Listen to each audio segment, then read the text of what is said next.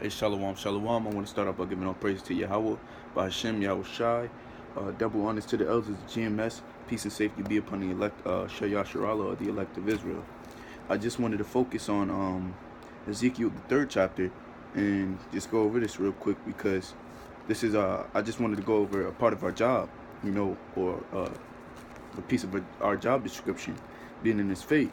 This is Ezekiel 30, Salah. There's Ezekiel, let's say in Ezekiel 3, verse 17, it says, Son of man, I have set, Son of man, I have made thee a watchman unto the house of Israel. Therefore hear the word at my mouth, hear the word at my mouth, and give them warning from me. Now basically it says, Son of man, I have made thee a watchman, and that's what we do. And now the word for watch in Hebrew is shamar, or for you to be watching, or watching is shawamar, but we are the shamarim, or the watchers, that's what we're supposed to be doing. And what do we watch? We watch these prophecies come to pass, so on and so forth, the coming death and destruction, and we got to warn our people. Now it's going to get into why we need to warn our people, but it says I have made thee a watchman unto the house of Israel, right? And that's important. That's very important, because it says I have made thee a watchman unto the house of Israel. It doesn't say any other nation within that. So you have to, you have to add that key point in there. It says, therefore, hear the word at my mouth, and give them warning. See, now the Most High is sore angry, right? And that's why if you read Isaiah 66 verse 15, it tells you how the Lord is going to come. He's coming with fury and indignation. Now we have to warn our people that if we don't turn from our wicked ways, the Most High is going to pour that indignation upon upon them. So it says, verse 18 in Ezekiel the 3rd chapter, it says, when I say unto the wicked, thou shalt surely die, and thou givest him not warning, nor speakest to him to warn the wicked from his wicked way, to save his life, right? It says, the same wicked man shall die in his iniquity, right? But his blood will I require at thine hand. Now that's the point, because what we're doing is we're basically making sure that we're washing the blood off our hands week in and week out, and during the during the week when we push these videos, when we push the truth, whoever we push it to, and whomever receives it. So we're washing the blood off our hands, because the Most High, well, I'm gonna grab this real quick, because I want to read it and then go into it. Yeah, it's in it's First Peter's 4 verse, I believe 4 verse 17. Con. It says, there's First Peter 4 verse 17. For the time is come that judgment must begin at the house of God, and if it begin at us, what shall the end be of them that obey not the gospel of God, right? So the Most High is bringing judgment on our people first, man. He's bringing judgment on our people first, and we have to warn them, because this word is supposed to be unto Israel. This word is strictly for Israel. So what we're doing is we're warning our people that the Most High is coming with with said destructions, and we're warning them that to basically come back to the word and renew yourself, man, because this word is our heritage, So back in First Peter's, I'm gonna read it one more time. This First Peter 4 verse 17. It says, for the time is come that judgment must begin at the house of God. And you got to understand who the house of God is. The house of God is Israel. Because if you read Joel 2 verse 27, he said, I am the Lord God of Israel and none else. So that's the house of God. And it says, if it begin at us, what shall the end be of them that obey not the gospel? See, now that's another thing, man. We're telling the true, sincere Akim to obey the gospel of the Lord, to obey the Most High's law, statutes, and commandments, and have faith in Him, man. Well, strictly faith first, but then follow through faith. You will follow the law, statutes, and commandments. Believe in Yahawah, Yahawashi, because He is our true power. Back in Ezekiel the third chapter, verse 19, Now, it says, yet if thou warnest the wicked, and he turn not from his wickedness, nor his wicked way, he shall die in his iniquity, but thou hast delivered thy soul. Right. Now it's saying, basically that's what we're doing. We're through us washing our hands and through us, preaching the word day in and day out, and washing the blood off our hands. We're delivering ourselves, man, because all of us are ordained to push this word, man. All of the nation of Israel is ordained to push this word so we can get out of here, man. But 2/3 are gonna have to die, and that's just what the scriptures say.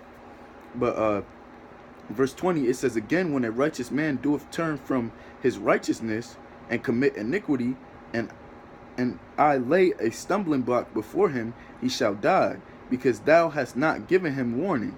He shall die in his sin, and his righteousness which he hath done shall not be remembered, but his blood will I require at thine hand. Now basically the Most High is telling us that we have to, as our job, we have to push this word, man. We have to make sure that we're pushing this word for the elect of Israel to get it, And if we don't push this word, the Most High is going to require the nation of Israel's blood on our hand, man, and we're going to surely die for that. So it's either we push this word or we die in our unfaithfulness, man. But I wanted to grab this last one, and I'll end on that, if it's the Lord's will. So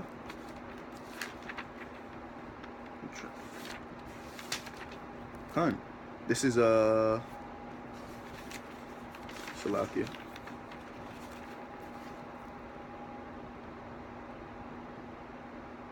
Right. Now this is Habakkuk 2 verse 1. It says, I will stand upon my watch and set me upon the tower, and I will watch to see what he shall say unto me, and what I shall answer when I am reproved.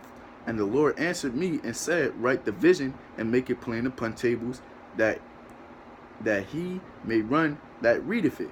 The vision is yet for an appointed time, but at the end it shall speak and not lie. Though it tarry, wait for it, because it shall surely come, it will not tarry.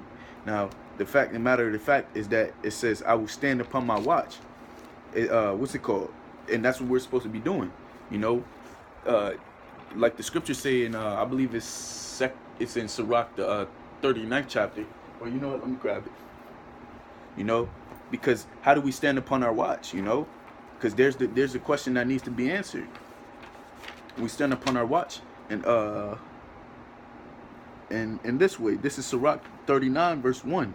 It says, but he that giveth his mind to the law of the Most High, and is occupied in the meditation thereof, will seek out the wisdom of all the ancients, right? Because the scriptures say the things that are written aforetime are written for our learning. So it says, but he that giveth his mind to the law of the Most High, and is occupied in the meditation thereof, will seek out the wisdom of the ancients, and be occupied in prophecy.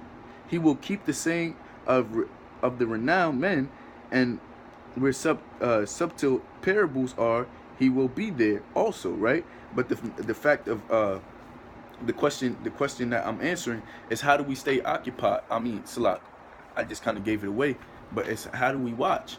And the way how we watch is being occupied in prophecy, letting the Akim know of the coming destruction, those wars and rumors of wars that are coming up, and pushing the word, teaching the gospel of Yahawah.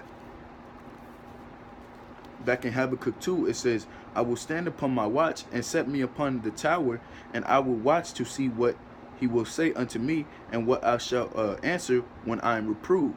And the Lord answered me and said, write the vision, and make it plain upon tables, that he may run that readeth it. Basically saying, we got to make this thing plain for the elect, break down this word in what's it called?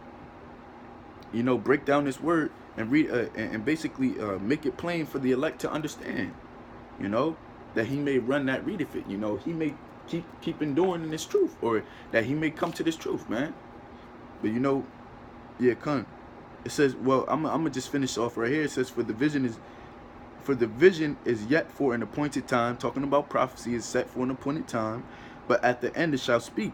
Now And that's the point, because these things that the Most High written in His Bible is surely going to come to pass, man. It said, but at the end it shall speak and not lie. So basically, everything the Most High wrote in these scriptures, you know, because these are the words of the Lord. Thus saith 2 Ezra 15, verse 1. You know, it says basically it says Salah, and at the end it shall speak and not lie, because everything that is written in this Bible is the truth, you know, and it's going to come to pass. Prophecy is going to come to pass.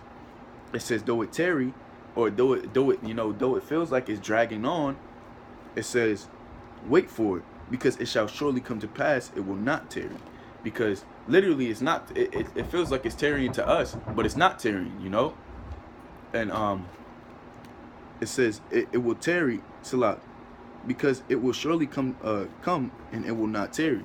It's basically everything that's written in the scriptures is going to come to pass. And though it feels like it's tarrying, it's actually not, because we know that the Most High is not slight concerning His promise. But with that, I hope the elect is edified. I want to give all praise to Yahawah Shemel Shai, double honors to the elders of GMS, and peace and safety be upon the elect Yasharahla. Until next time, shalawam.